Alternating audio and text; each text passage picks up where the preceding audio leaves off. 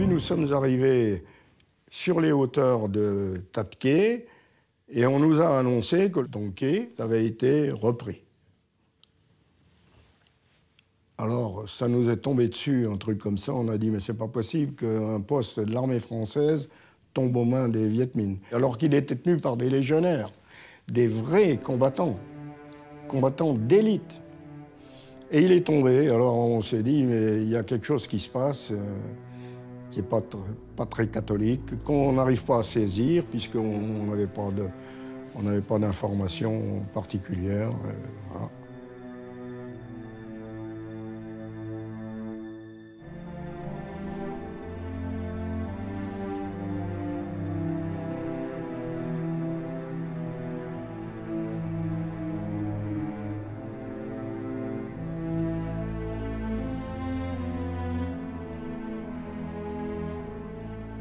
On a appris qu'il y avait sur Donké 15 bataillons Viet. Et nous étions à Cao Bang, là, nous étions 3 bataillons. Alors 15 bataillons contre 3, là, on a commencé à serrer les dents et autre chose. C'était quand même assez dur à vivre. Le général Diap, responsable de cette action d'éclat, suit sa stratégie. En coupant la RC4 en deux, il vient d'isoler Cao Bang.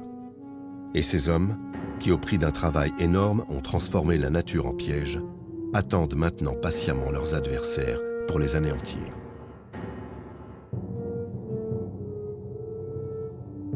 L'état-major français ne modifie pas ses plans pour autant. Toutefois, pour permettre l'évacuation de Cao Bang, il faut d'abord reprendre Donké. C'est la première mission qui est donnée à la colonne Lepage.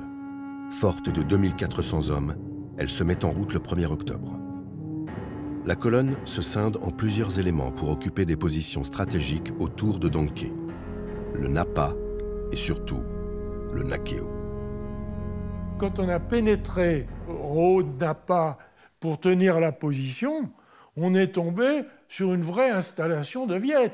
Les postes de combat, et ils avaient même installé, comme il pleuvait, c'était la saison des pluies, il faisait très mauvais, il pleuvait tout le temps, ils avaient installé des sortes de lits collectifs en bambou. On pouvait s'installer à 10 ou 15 sur le même lit.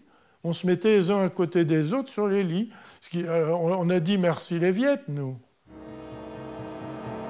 Les installations sur Napa révèlent que les Viet ont préparé le terrain. Mais sur le Nakeo, la surprise qui attend les Français va être violente. Nous, on était en bas, on montait d'un côté, et eux étaient derrière. Ils arrivaient derrière de la brousse profonde, quoi. On les voyait pas. Et puis tout d'un coup, un coup de clairon, les Viet ont attaqué, mais par derrière, à l'endroit où on les attendait pas.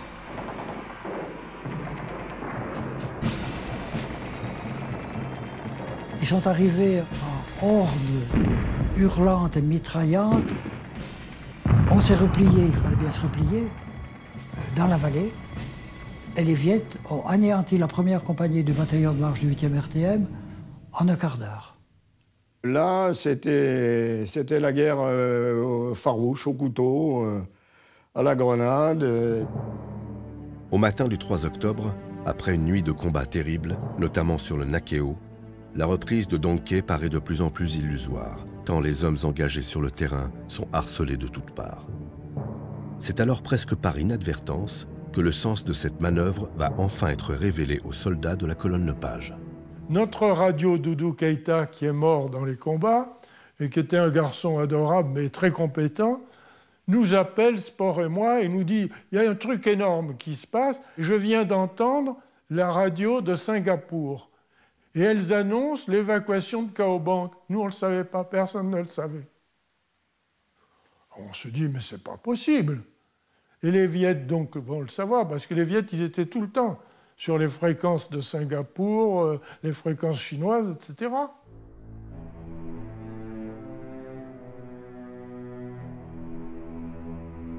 L'information entendue à la radio est exacte. Ce même jour, 3 octobre, le colonel Charton, commandant la place de Cao Bang, prend la tête d'une colonne de 2700 hommes qui abandonnent la ville. Ils s'engagent sur la RC4 en direction de Tatke. Le colonel Charton était venu me voir la veille. Il avait reçu l'ordre de partir le premier, mais il ne voulait pas parce que il ne savait pas ce qui allait se passer et il attendait le contre-ordre. Il espérait bien qu'on lui dirait de ne pas partir.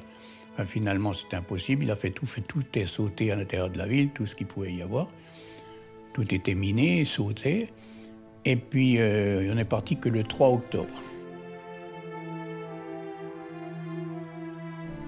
Le colonel Charton a voulu emmener les civils avec lui. Il dit « je ne les laisse pas, il n'y a pas de raison, ils vont se faire tuer ». Et quand on est parti, on aurait cru l'exode de 1940, hein, avec les civils, les militaires sur la RC4 en partait. C'était quelque chose.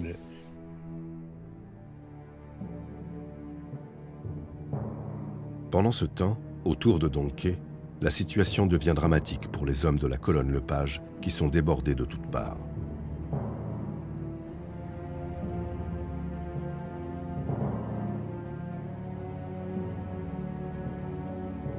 Lepage tente de regrouper ses troupes rescapées un peu plus à l'ouest dans la cuvette de Coxa. On rentre dans la première cuvette de Coxa, et ça c'est très impressionnant parce que ce qui se passe, c'est que il y a de l'herbe, il y a des petits rochers et autres, mais toutes les parois sont couvertes d'arbres et de rochers, donc on ne voit pas de l'autre côté. On ne sait pas ce qu'il y a. Ce que la végétation occulte, ce sont les immenses falaises qui encerclent entièrement la cuvette. Et l'unique sortie est un sentier abrupt et étroit. Ma thèse, c'est qu'on n'est pas allé dans la cuvette de Coxa volontairement. Je pense qu'on nous a attaqués de droite, de gauche, etc. Et que peu à peu, comme une souris dans son manège, on nous a enfermés dans la cuvette de Coxa en disant là-dedans, il y a la colonne Lepage, on les tient prisonniers et on pourrait anéantir à notre tour la colonne Charton. Les événements vont se précipiter. Le lendemain, 4 octobre, l'état-major donne l'ordre au colonel Charton de quitter la RC4 pour s'engager sur une piste afin de lui permettre de porter secours plus rapidement à Lepage. Car désormais, c'est la colonne de secours qui doit être secourue. Après le kilomètre 12, là, on s'est arrêté, on a fait sauter tous les camions les uns après les autres, les brûler sur place. Je trouve que pour un militaire, rien que de voir brûler des camions, c'est un petit peu gros. Hein.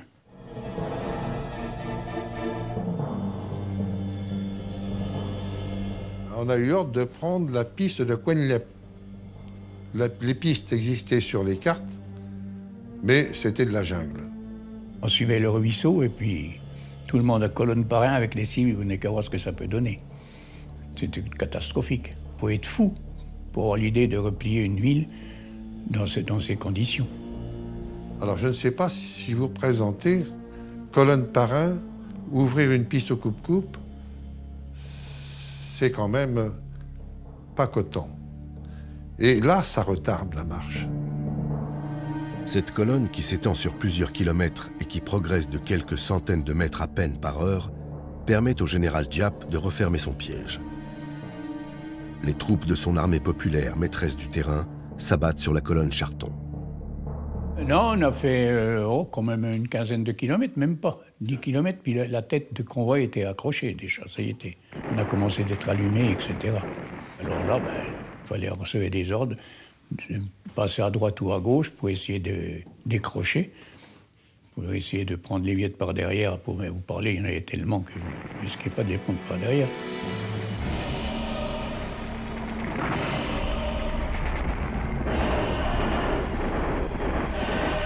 Mais enfin, il fallait avancer, et on n'enterrait même plus les morts. On avançait, on faisait le rouleau compresseur. Ça se battait en dessous, ça se battait à droite, à gauche, devant sur la crête aussi. Alors là, c'est les fusils mitrailleurs et les PM devant à la hanche, on rafale et on passe. Ils ont ramassé les blessés qu'ils trouvaient, ils les ont mis dans un coin entre des rochers, Et puis, soi-disant qu'ils ont laissé un médecin, mais ça devait être plutôt un infirmier ou je ne sais qui. On les a abandonnés tous, là. On n'a jamais plus entendu parler d'eux. Même les Viettes n'en ont pas parlé, rien. Et les blessés abandonnés, le regard qu'ils ont quand ils vous voient partir, ce que ça peut donner. Hein. Parce qu'ils savaient très bien qu'ils allaient y passer à leur tour. Hein. Ça, c'est catastrophique. Et j'ai de ces regards que je garde toujours en mémoire. Hein. Pour moi, la RC4, c'est le problème des blessés. C'est ce qui m'a toujours hanté. C'est très long de mourir. On ne meurt pas comme ça. Hein. Un homme reçoit une balle dans le ventre grosse comme une bille. Il peut appeler sa mère pendant 3 jours. Et ce qui était dramatique, surtout ce qui s'est passé le 7 octobre au soir, c'est que j'ai laissé autour de moi des dizaines et des dizaines de blessés qui appelaient leur mère dans toutes les langues, allemand, italien. Les Arabes appellent leur père. Et puis qui ont été laissés à l'abandon et qui ont été mangés la nuit par les bêtes. On envoie des gens au combat, on ne prévoit pas qu'on va perdre, on ne prévoit pas qu'on va laisser la moitié des hommes sur le terrain et qu'ils vont mourir. Ça, je l'ai raconté à tous les officiers que j'ai rencontrés depuis. Ça n'a pas l'air de s'intéresser. Les rescapés de la colonne Charton finissent par prendre pied sur les hauteurs de la côte 477, à quelques centaines de mètres à peine à vol d'oiseau de la cuvette de Coxa, où se trouvent toujours les restes de la colonne Lepage. Mais pour rejoindre Charton, Lepage doit maintenant s'extraire du piège dans lequel les Viettes le retiennent, car la cuvette est entièrement encerclée. Et pour en sortir, une seule issue possible, un sentier à pic tenu par un bataillon Viet Minh. À l'aube du 7 octobre, les légionnaires du 1er bataillon étranger de parachutistes lancent la première vague d'assaut pour tenter de faire sauter ce verrou. Devant le nombre, ils ont réussi à passer le BEP en laissant la moitié des effectifs sur le terrain. Le piège serait fermé et nous, les Marocains, on est repartis après. Les légionnaires étaient presque tous morts. Nous, nos goumiers tombaient comme des mouches. Chantait la Fatia. C'est un chant, on remet son âme à Dieu, à Mahomet, on remet son âme au prophète et on se remet entre les mains de la divine providence. C'est ça la Fatia. Donc dans leur esprit, ils allaient à la mort. Allah, Allah. Ils s'encouragent comme ça et ils montent au combat, à l'assaut, en hurlant comme ça entre eux. Ça les fanatise, quoi. Ça les fanatise. Et nous, par la même occasion, on suit. La 3e compagnie avait reçu l'ordre de passer par la droite. C'est-à-dire directement par la falaise, parce qu'il n'y avait plus de place pour passer au milieu. Et j'ai vu des gars, à ma gauche et à ma droite, tomber, s'écraser au fond. Et l'endroit où on retrouve beaucoup de cadavres, et où nous, Goumiers, nous avons perdu beaucoup de monde, c'est en bas du sentier. Parce que là, il y avait le 2e bataillon qui nous attendait. Quand je suis descendu, j'ai vu comme mes camarades, il y avait des Viettes et des légionnaires et des tirailleurs et des goumiers enlacés les uns dans les autres, les uns sur les autres. En fin de matinée, ce 7 octobre, les rares rescapés de la colonne Lepage font la jonction avec ce qui reste de la colonne Charton.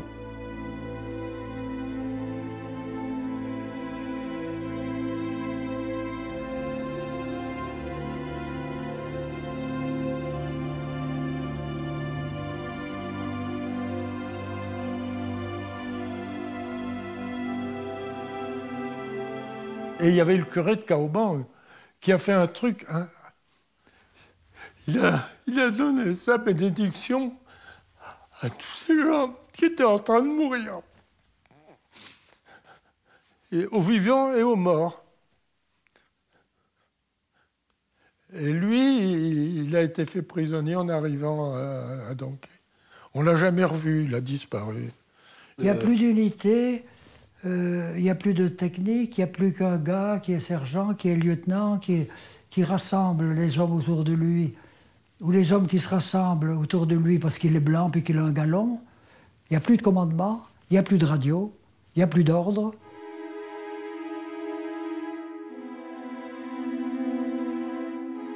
L'opération tourne au désastre. Le colonel Charton donne l'ordre aux survivants des 2 colonnes de tenter de rejoindre Tatke par petits groupes. Et ce même jour, il est fait prisonnier. 2 jours plus tard, ce sera au tour du colonel Lepage. Les effectifs de quelques 7000 hommes, dont des unités d'élite de l'armée française désormais livrées à eux-mêmes, sont en train de disparaître corps et biens dans la jungle.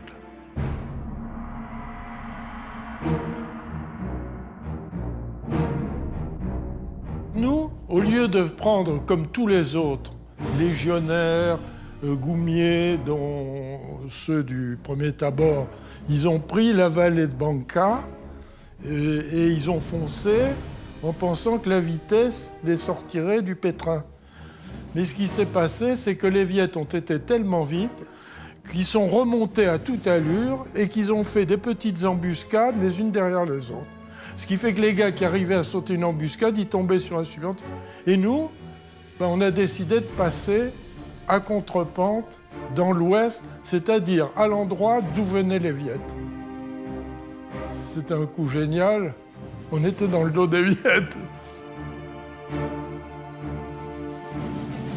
Le guide nous a fait monter dans un lieu boisé, bizarre. Puis tout d'un coup, les grenades tombaient des arbres comme des pommes en Normandie. Des grenades qui éclataient. Moi, je me suis trouvé en sang tout d'un coup, avec des blessures partout. Et puis après, les Viettes sont arrivés. On s'est battu comme on a pu. C'est là que j'ai été laissé pour mort. J'avais une balle dans le cou, je sais pas si c'est... Alors elle est rentrée. Ce qui est curieux, c'est que j'avais mon chapelet autour du cou. Elle a touché ni le chapelet, ni les artères, ni les vertèbres. Elle s'est logée là derrière, entre les vertèbres. Le colonel Constant, qui dirige les opérations à 100 km de là, décide d'envoyer des renforts pour prêter main forte aux survivants. Mais en fait de renfort, il envoie au sacrifice un bataillon de parachutistes. 300 hommes face aux 35 000 de Diap. Colonne de secours, qui faisait 3 bataillons, était détruite. Nous, on a été détruits. Et quand les 6 bataillons ont été détruits, on fait sauter un bataillon de parachutistes. Combien de temps il a duré, le pauvre vieux? C'est de la folie. Non, mais je crois qu'il y a eu une erreur de commandement terrible. On a commencé en notre derrière le 9, on a sauté le 8. Il s'en est fallu d'une journée. Et ça a eu aussi une incidence, c'est qu'ils ont gratté tous les fonds de terroir pour constituer une unité. Alors il y a beaucoup de gars qui avaient fait leur séjour service auto, intendance, comptabilité, enfin les gratte-papier, des trucs comme ça, qui n'étaient jamais sortis. Ils se sont dit, c'est la dernière, on va pas louper ça, il y a peut-être moyen de récupérer une banane. Et ils ont sauté.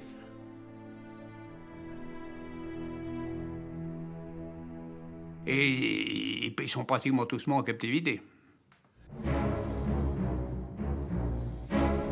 Avec le soutien des parachutistes, les survivants des 2 colonnes parviennent par petits groupes à rejoindre leur base arrière, Tatke, où c'est le sauve-qui-peut général. Tous les commerçants locaux qui foutaient le feu à leur baraque, ça avait quelque chose d'assez fantastique de voir tous ces feux, et puis les indigènes, les locaux qui partaient brides abattues. Je ne pouvais plus marcher, hein. Donc j'étais prisonnier à Tatke, où j'étais évacué. Et on m'a évacué, mais comme il y avait des gars qui avaient des membres coupés, les mains, les bras, les jambes, d'autres qui étaient en train de mourir avec des blessures au ventre et tout, on m'a mis dans l'avant-dernier ou le dernier avion qui a décollé de Tatke. Et pendant qu'on décollait, les Viettes tiraient à la mitrailleuse de 12-7. C'est dire le pot que j'ai eu dans cette affaire. Les vagues Viet Minh déferlent dans Tatke à la poursuite des fuyards qui se replient vers le sud et Lang Son. Mais il reste encore un pont à franchir. Les Viettes avaient réussi à faire sauter le pont qui enjambait le Song Kikong. Et il n'était pas bien large, mais enfin il doit faire on a vu une soixantaine de mètres de large. Il fallait passer en barque. Alors donc les Tabors étaient avant nous. Ils sont passés avant nous, et en prenant leur temps. Et une fois passés de l'autre côté, Ils les ont laissés, il a fallu que deux gars traversent le Sonquet-Gong à la nage en pleine nuit pour les récupérer. Alors tant et si bien que lorsque le bataillon devait faire 300 hommes est arrivé de l'autre côté, il faisait grand jour. Alors que nous aurions dû traverser de nuit. Et ça a été, c'est ce qui a causé l'anéantissement du bataillon. C'était ça. Il y a eu beaucoup de blessés. Et là, on a reçu l'ordre, abandonner les blessés, saboter le matériel lourd et regagner Nacham. Et j'aime bien la formule, en pratiquant la guérilla. La formule était belle, si on considère qu'on n'avait rien bouffé depuis le dimanche précédent, qu'on n'avait plus de munitions. Je me demande comment on aurait bien pu faire pour pratiquer la guérilla. Mais enfin, ça, c'est certainement une formule d'un quelconque colonel qui n'était jamais sorti de son bureau et s'en est acclimatisé.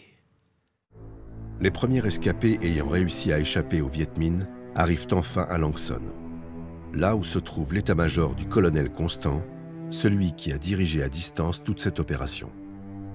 Mais une nouvelle surprise les attend. À Lang Son, alors là, c'était la débandade, la honte. La honte de ma vie. Parce qu'il n'y avait pas de Viet, il y avait des troupes, et il y avait un ordre du commandement stupide qui a dit qu'il faut abandonner Lang Son. Pourquoi? Il n'y avait aucune raison de le faire. Mais c'était la panique qui s'était emparée de nos chefs, certains chefs. Hein. Je parle pas des chefs aux petits échelons. Mais... Le colonel Constant, personnage fastueux, ambitieux et mondain, qui utilisait pour ses soirées les services d'un majordome ancien responsable de Vichy, a, en ce 10 octobre 1950, perdu beaucoup de sa superbe. Il a persuadé ses supérieurs d'abandonner immédiatement la grande place forte de Lang Son, qui n'est pourtant pas directement menacée. En quelques jours à peine, le commandement français, qui a accumulé les erreurs, est passé de l'assurance la plus excessive au pessimisme le plus affirmé. De plus, et sous prétexte de ne pas éveiller l'attention, on ne procède à aucune destruction. Des stocks considérables vont être ainsi laissés aux Viet Minh. Ils ont laissé à Lang Son une quantité invraisemblable de matériel, d'armement, de vivres, etc., alors que nous étions démunis de tout.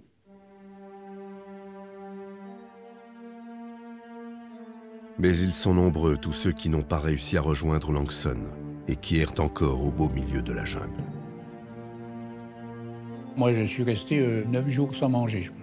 C'est pas la faim qui compte, c'est la soif. On descendait dans les ruisseaux, vous voyez un cadavre à 10 mètres plus haut, ben on prenait de l'eau tout de suite pour pouvoir se récupérer. Avec le cadavre en haut, ça n'a pas d'importance. Allez hop, on remplissait nos gourdes et puis on se sauvait tout de suite. Il fallait bien boire. On faisait 300 mètres, on tombait sur une embuscade. Alors quand on se fait tirer dessus, ça éclate. Les gars éclatent, ils restent pas groupés, ils éclatent. Et à force d'éclater, pendant 3 jours comme ça, ben, quand j'étais prisonnier le 15, ben, on était 3.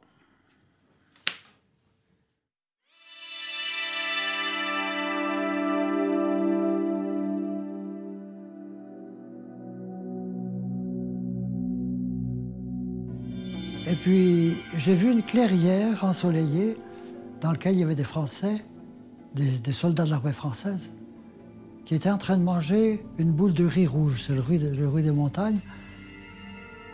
Il y avait un paysan du coin, son épouse, une femme, portait des boules de riz, il versait.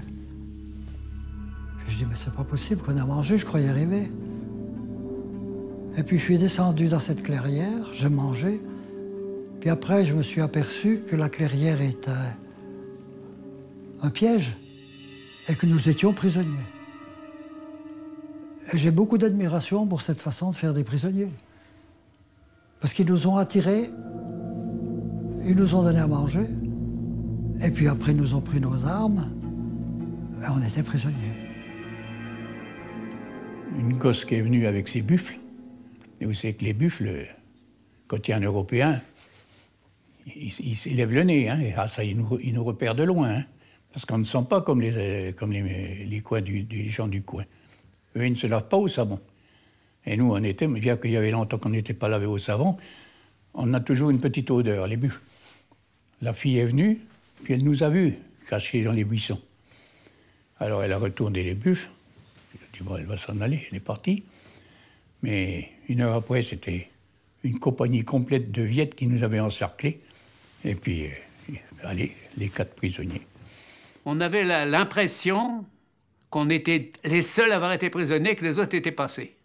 Et on est resté plusieurs heures comme ça, c'est nous les cons, les autres, on est vraiment des bons rien, comme ça. Et c'est presque dégueulasse. On a été soulagés de voir des copains. C'est un sentiment assez bizarre, mais c'est vrai, on a été contents de voir des copains, de se dire qu'on n'est pas les seuls à se faire faire aux pattes. Au final, le bilan de cette bataille de la RC4 côté français est très lourd. Sur les 7000 hommes engagés, plus de 5000 ont été mis hors de combat en quelques jours à peine, tués, blessés ou faits prisonniers par le Viet Minh. Parmi ces prisonniers, les chefs en personne, le colonel Charton et le colonel Lepage.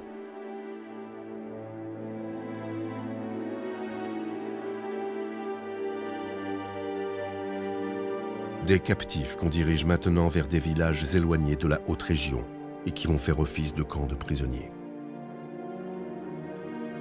Le premier jour, on était fait prisonniers dans les cabanes dehors. Là. Le matin, moi, quand je me suis réveillé, ben, on était tellement serrés l'un contre l'autre pour se tenir chaud.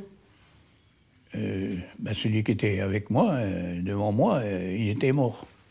On ne s'est même pas aperçu qu'il était mort. On sait bien qu'on a quand même des chances de se prendre une balle sauce mal placée. Ça, c'est normal. On n'est pas en train de jouer à la marade, on est parti faire la guerre. Donc, être tué au combat, c'est pas souhaitable, mais c'est normal. Mais tous ces gars qui sont morts en captivité, c'est absolument affreux. Les gars de Buchenwald, c'est du pareil au même, vous comprenez? Qui sont morts comme ça et qui se sont laissés aller. Parce qu'à partir d'un certain moment, ils avaient perdu le goût de vivre. C'était infernal de voir ces types qui se suicidaient. Je les ai appelés dans un de mes ouvrages des suicidés parce que quand un homme veut mourir, quand un humain veut mourir, eh bien, il laisse tout aller et il meurt. Le premier qui est mort à Nongpan, on l'avait bien enveloppé dans une natte, on avait fait un trou, je sais pas, peut-être 70 cm de profondeur, avec une croix, avec un truc comme ça, et on avait brûlé son nom sur la croix, comme ça, et puis après, on les enterrait par rangée de 6 sous 30 cm de terre. Lorsque le Viet Minh libère au fil du temps et au gré des événements des prisonniers, leur état laisse peu de doute quant à la réalité des conditions de détention qui ont été les leurs. En plus de la souffrance, la suspicion d'avoir été retournés par l'ennemi pèse aussi sur ces soldats.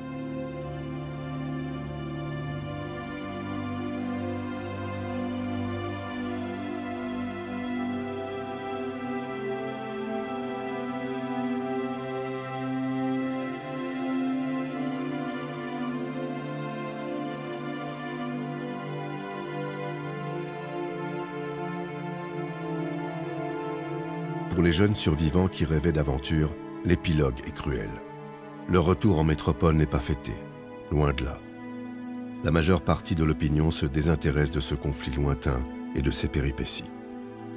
Seul, le Parti communiste, qui suit la ligne de Moscou, milite farouchement contre la guerre d'Indochine, cette sale guerre, et fait de ses soldats sacrifiés les méchants de l'histoire.